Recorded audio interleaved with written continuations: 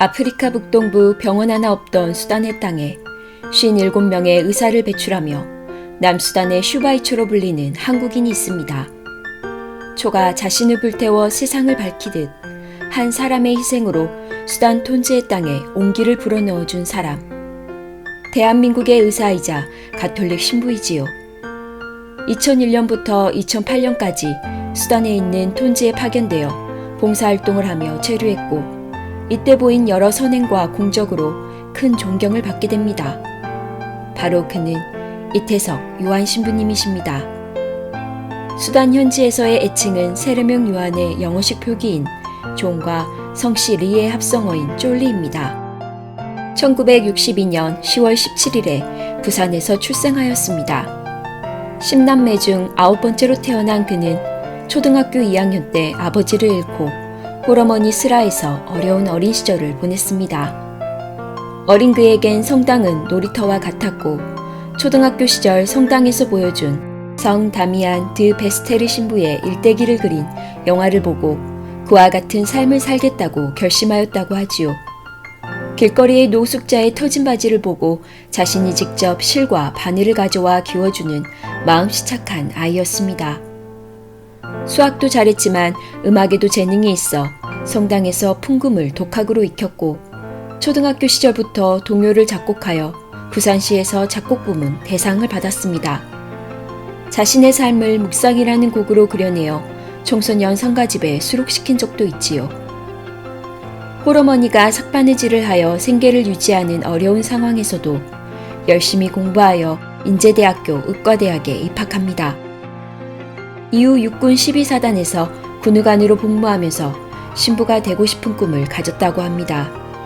하지만 이미 형제 중에 신부님과 수녀님이 있었던 탓에 홀로 고생하며 아이들을 키우던 어머니께서는 눈물로 그를 말렸으나 꿋꿋이 본인의 신념을 밀고 나가며 전역을 하자마자 1991년 이탈리아인 성 요한 보스코 신부가 설립한 대표적인 자선 수도회인 살레시오 수도회에 입회한 뒤 광주 가톨릭대학교에서 다시 공부하여 2001년 6월 24일 사제소품을 받았습니다. 다른 신부님들보다 늦은 시작이었지만 그의 신앙심은 남달랐습니다. 사제소품을 받은 직후 아프리카 케냐로 건너갔다가 얼마 안 되어 북부 수단과 남부 수단의 오랜 내전으로 총소리가 멈추지 않는 위험한 남수단 톤주로 건너가 의료활동을 시작하였지요. 이태석 신부가 톤주로 간 이유는 사실 한센님 마을 때문이었습니다. 신부님은 로마 바티칸에서 사제소품을 받기 전 아프리카 케냐 나이로비 수도원에 갔습니다. 그때 제임스라는 인도 신부가 의사 출신의 신부가 아프리카에 왔다는 이야기를 듣고 톤즈 마을 안에 있는 한센님 마을로 데려갔지요. 한센님 마을에 의사가 없어 환자들이 죽어가니 진료 좀 해달라고 다짜고짜 부탁을 했다고 합니다. 이태석 신부는 처음 한 달 동안 참혹한 삶을 목격했고 마을 사람들에게 사제서품을 받고 다시 오겠다 약속했지만 한센님 마을 사람들은 그 말을 믿지 않았습니다. 그런데 정말 1년 후 신부님께서 다시 나타나 마을 사람들이 많이 놀랐다고 합니다. 정말 제가 생각했던 아주 세상에서 제일 가난한 곳이라는 그런 느낌이 들었어요. 그래서 제가 많은 것이 부족해도 뭔가 좀 할 수 있을 것 같은 그런 느낌 때문에 결정했어서 그 순간에 여기 와야 되겠다. 못 하나 벽돌 한 장 없는 열악한 수단의 환경 속에서도 진흙과 대나무로 움막진료소를 손수 만들었고 나병 혹은 문둥병이라 불리는 한센병 환자들과 결핵 환자들을 보살피며 지속적인 예방접종 사업을 벌였습니다. 특히 발가락이 뭉그러진 한센병 환자들을 위해 그들의 발에 맞춰 특수 제작한 신발을 선물하기도 했지요. 반경 100km 안에 의사가 자신 한 명뿐이라 하루에 300명이나 되는 환자들을 돌보고 일주일에 한 번씩 오지 마을을 돌아다니며 이동진료를 하면서 8년을 지냈습니다. 마을에는 이태석 신부만 가진 사치품이 있었는데 다름 아닌 전등과 냉장고였습니다.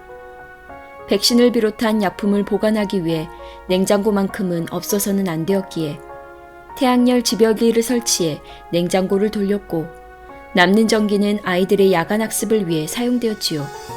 게다가 마실 물이 없어 강물을 떠먹고 콜레라에 걸려 죽어가는 사람들을 위해 우물을 파고 식량난을 해결하기 위해 농경지를 일구었습니다.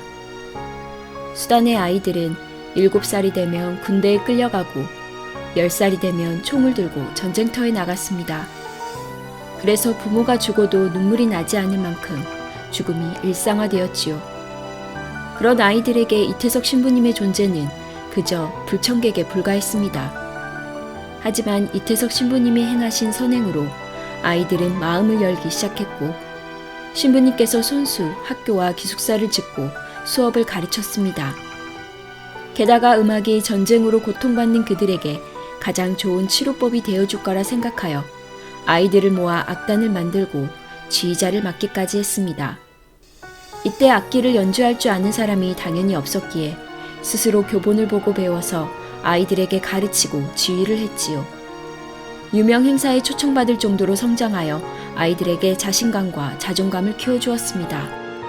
예수님이라면 이곳에 학교를 먼저 지으셨을까, 성당을 먼저 지으셨을까 라는 생각을 자주 한다.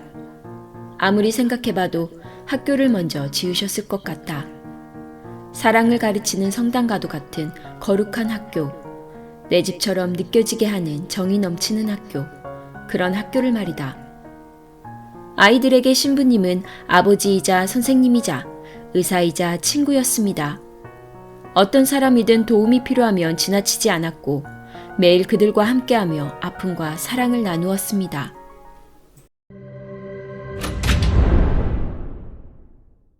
너희가 내 형제들인 이 가장 작은 이들 가운데 한 사람에게 해준 것이 바로 나에게 해준 것이다. 위와 같은 성경 구절을 자신의 좌우명으로 여기고 의료활동을 해나가던 2008년 10월 휴가차 귀국해서 건강검진을 받았는데 대장암 사기라는 충격적인 결과가 나왔지요. 담당 의사에 따르면 말기암 선고를 받자마자 톤주에서 우물을 받아왔어요. 마저 다 해야 하는데. 라며 시리에 빠졌는데 본인이 암 판정을 받아서 그런 게 아니라 앞으로도 봉사활동을 계속하지 못할 것에 대한 걱정으로 보였다고 합니다.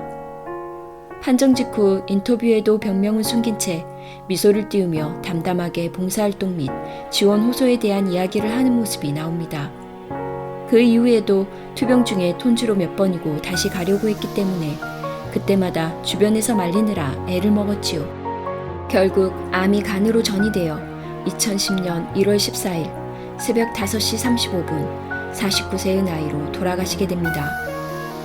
임종을 지켜본 수녀님에 따르면 돌아가시기 몇 시간 전부터 의식이 희미해져서 손 하나도 제대로 움직이지 못하다가 갑자기 돈보스코라고 외쳤습니다. 돈보스코는 자신이 속해 있는 살레시오 수도회의 창립자이자 수호 성인입니다. 수녀는 이태석 신부에게 돈보스코 성인이 보이시나요? 라고 물었고 이태석 신부는 고개를 약하게 끄덕였습니다. 그 다음 손을 들어 모여있던 살레시오 수도의 수도자들에게 강복을 해준 다음 유언인 Everything is good을 남기고 선종하셨습니다.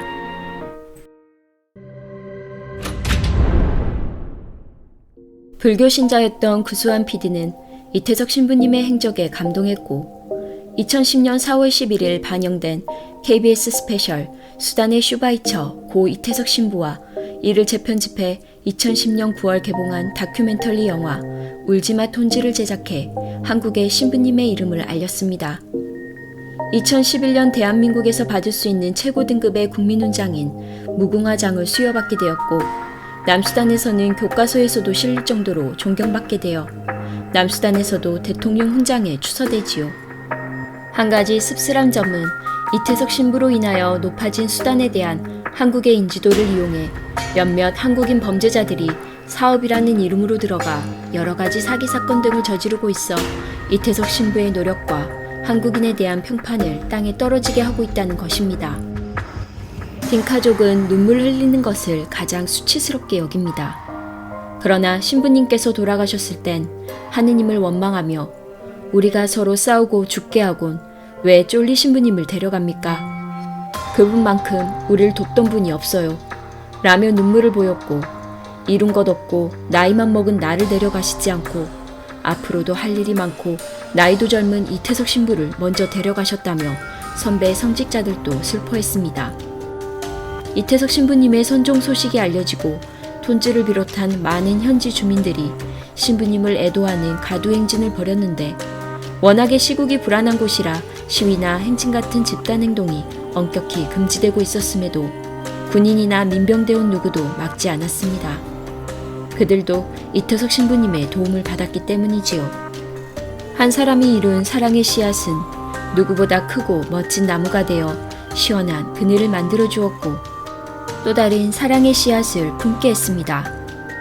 2021년 울지마 톤지의 후속작 부활에서는 신부님께서 수단에 있을 당시 아이들이 의사, 약사, 공무원 등 훌륭한 인재로 자라 그가 보여주었던 삶을 실천하며 살아가는 모습을 보여줍니다.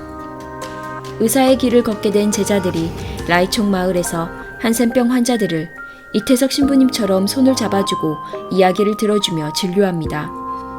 라이총 마을 사람들은 신부님이 다시 온 것 같다고 하며 영화의 제목처럼 진정한 부활이 무엇인지 보여줍니다. 그는 몸소 보여주는 실천하는 삶, 희생하는 삶을 통해 아이들이 꿈을 가지게 했습니다. 당신이 뿌린 씨앗이 어떻게 열매를 맺었는지 보지 못하고 돌아가셨지만 아낌없이 주는 나무였던 이태석 신부님의 선행이 사람들에게 오래오래 기억되길 바라봅니다. 오늘의 이야기가 재밌으셨다면 구독, 좋아요, 알람 부탁드립니다. 그럼 오늘보다 내일 더 활짝 필 하루를 기다리며 지금까지 블루밍 꽃이었습니다.